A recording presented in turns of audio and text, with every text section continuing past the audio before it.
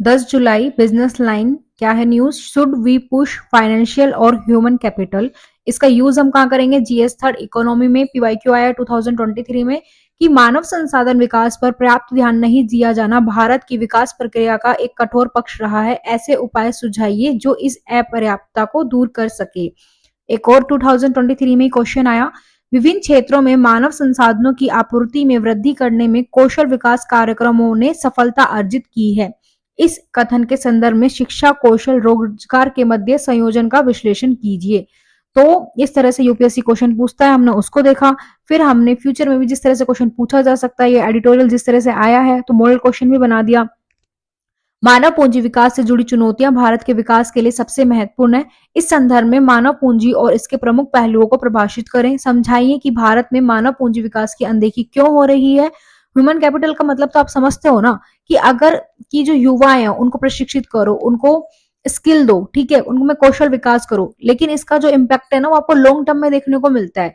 अगर लेकिन हम जैसे मान लो इंफ्रास्ट्रक्चर डेवलपमेंट करते हैं, सड़क निर्माण करते हैं, तो उससे क्या है, लोगों को रोजगार मिलना शुरू हो जाता है, तो वो शॉर्ट टर्म इम्पैक्ट मतलब बहुत जल्दी हमें उसका जो एडवांटेज है वो देखने को मिल जाता है। लेकिन जब हम ह्यूमन कैपिटल में इन्वेस्ट करते हैं तो उसका जो हमें रिजल्ट है वो बहुत लॉन्ग टर्म में ही देखने को मिलता है।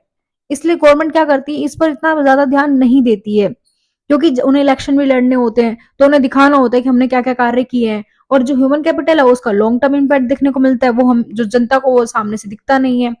तो मानव पूंजी विकास से जुड़ी चुनौतियों को भारत के विकास के लिए सबसे महत्वपूर्ण है। इस संदर्भ में मानव पूंजी और इसके प्रमुख पहलुओं को प्रकाशित करें। समझाइए कि भारत में मानव पूंजी विकास की अनदेखी क्यों हो रही है।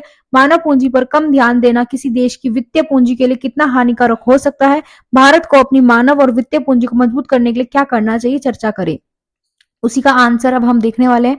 ये आपको अभी इस तरह से मैं इसलिए करा रही हूँ स्टार्टिंग में, ताकि आप समझो लिखना, फिर धीरे धीरे हम जो सिर्फ डाटा होगा जो आपको याद रखना होगा सिर्फ उसको ही बताएंगे। मॉडल आंसर चाहे तो नहीं करेंगे, जो जरूरी होगा सिर्फ उन पर ही क्या करेंगे, ठीक है। तो मानव पूंजी विकास भारत के विकास के लिए सबसे महत्वपूर्ण है, परंतु चिंता का विषय यह है कि वित्तीय संपदा में वृद्धि हो रही है, वहीं मानव पूंजी का विकास एक महत्वपूर्ण चिंता बना हुआ है।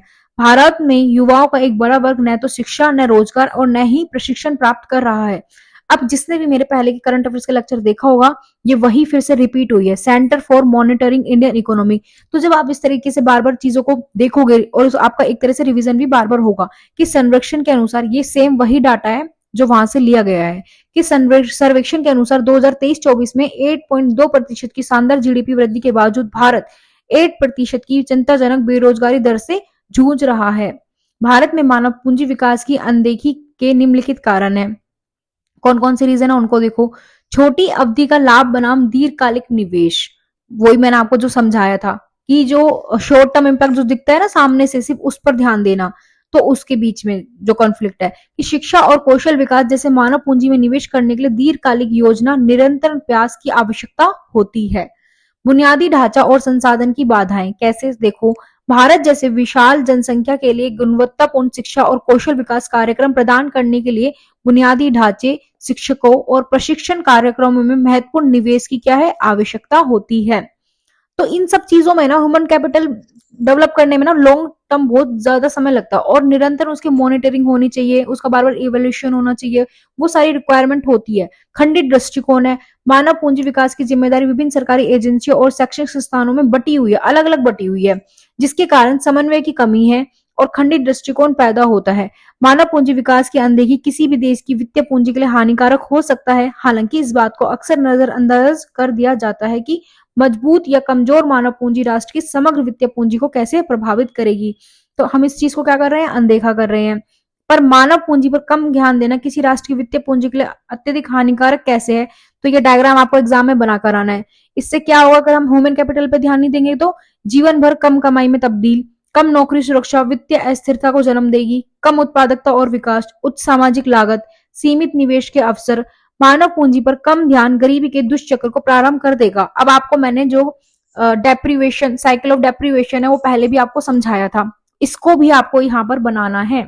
तो रिपीटेशन देखने को आपको, जब आप कुछ मंथ तक इसको फॉलो करोगे तो आपको बहुत सारी चीजों को रिपीटेशन देखने को मिलेगा, इससे आपका बार बार रिवीजन भी होगा।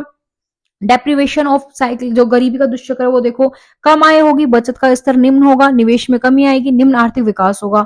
कहाँ बात हो रही है? ग्रोथ को लेकर। अब डेवलपमेंट में देखो, ह्यूमन कैपिटल को देखो, कम आय होगी, शिक्षा और स्वास्थ्य का निम्न स्तर होगा, मानव पूंजी का निम्न स्तर होगा, निम्न उत्पादकता होगी और फिर से कम आय, और ये सर्किल इसी तरीके से चलता रहेगा। तो भारत को अपनी मानवीय और वित्तीय पूंजी को मजबूत करने के लिए निम्न कदम उठाने चाहिए। मानव पूंजी को बढ़ावा देने के लिए क्या करें? शिक्षा में सुधार करें, कौशल विकास करें, स्वास्थ्य पर ध्यान और निवेश में वृद्धि करें, वित्तीय पूंजी को मजबूत करें। ठीक है, अब वित्तीय पूंजी को मजबूत करने के लिए क्या करो? वित्तीय साक्षरता दो, बाजार में सुधार करो, वित्तीय बाजारों में क्या लाओ? पारदर्शिता लाएं, बुनियादी ढांचे का उन्नयन करें, इंफ्रास्ट्रक्चर डेवलपमेंट करें उस चीज का जो मैंने यहाँ पर आपको बताया था। ये रहा, बुनियादी ढांचे का विकास करो। तो यही है, बस इस पूरे का सहारा यही है कि हम क्या करते हैं ना, जैसे इलेक्शन आते हैं तो हम क्या करते हैं, हम वो काम करते हैं जिसका जनता को डायरेक्ट दिखे वो काम होता हुआ, लेकिन जो ह्यूमन कैपिटल है उस पर हम ज्यादा ध्यान नहीं देते, क्योंकि उसका सीधे वो नजर में नहीं आता है जो ह्यूमन कैपिटल है, लेकिन आज की रिक्वायरमेंट है। और इसी तरीके से फिर ये देखो, ऐसे भी लिख सकते हो आप, शायद इसमें नहीं है तो नेक्स्ट में होगा, देख लेंगे हम। चलो अब मिलते हैं नेक्स्ट लेक्चर में।